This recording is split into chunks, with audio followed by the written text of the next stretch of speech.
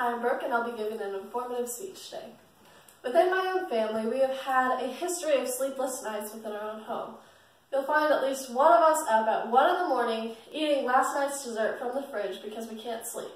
When I was younger, I never really thought this would be something that would affect me, but instead of dreaming about lollipop gardens, I'm up thinking of my next math test.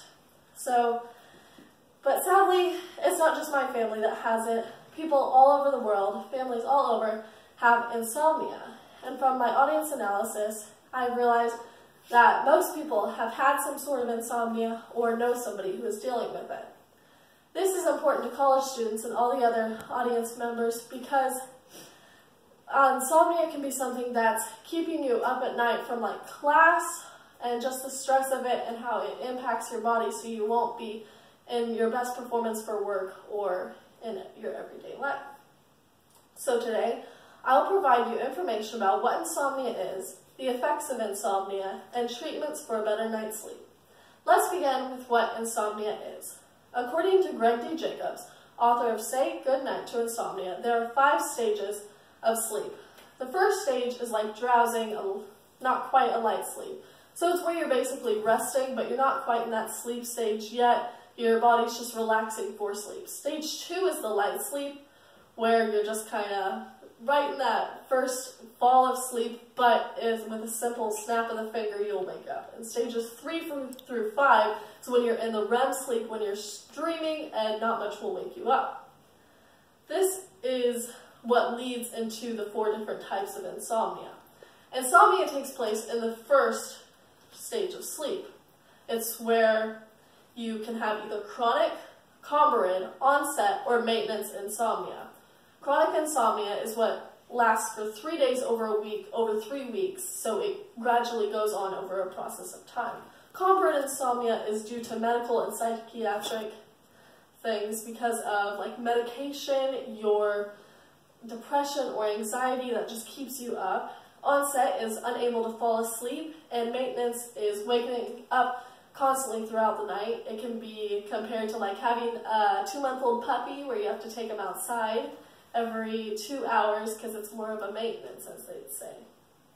Now that I've given you an overview of what insomnia is, it is important to know the effects of insomnia and what it brings into your life. So during the middle of March, I interviewed Dr. David Sanger, our local doctor in Larned.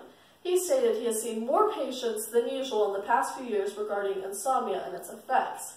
He said that some of the main effects are a change in mood. The change in mood, since you get less sleep, that creates less energy, and with less energy, you're going to have a more depressed, sad mood.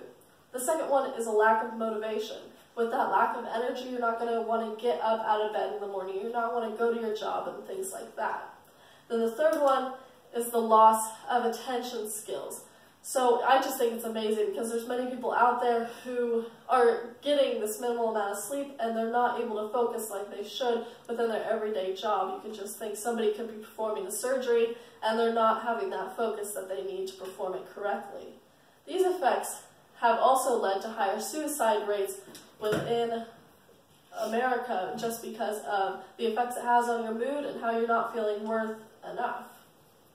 So now that I've told you the effects, I want to share with you how to properly treat insomnia and its symptoms. In the August 2014 Psychology Today magazine, Dr. Jonathan Fader wrote a shocking 50 to 70 million Americans have sleep difficulties of some kind.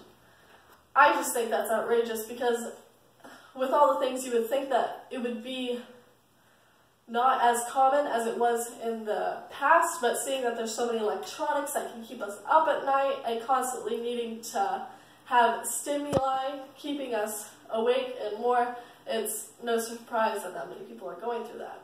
First thing you can do is consult a physician just regarding what is happening, but 3 tips Dr. Fader found helpful for those dealing with insomnia are retaining your mind and body for sleep, managing your stress for worry, and daily activities and next steps. These are less cost than consulting a physician. So basically, retaining your mind and body for sleep is like not being in pajamas all day and not being in your bed because that's a place for sleep and that's where you should only sleep.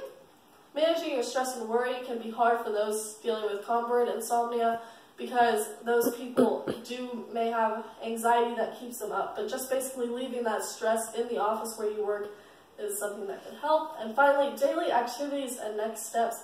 Just keeping a healthy lifestyle, eating and exercising in good moderation, that's always helped. Never drink coffee or caffeine before bed, simple things like that. Dr. Fader saw positive results of people putting that time into their health.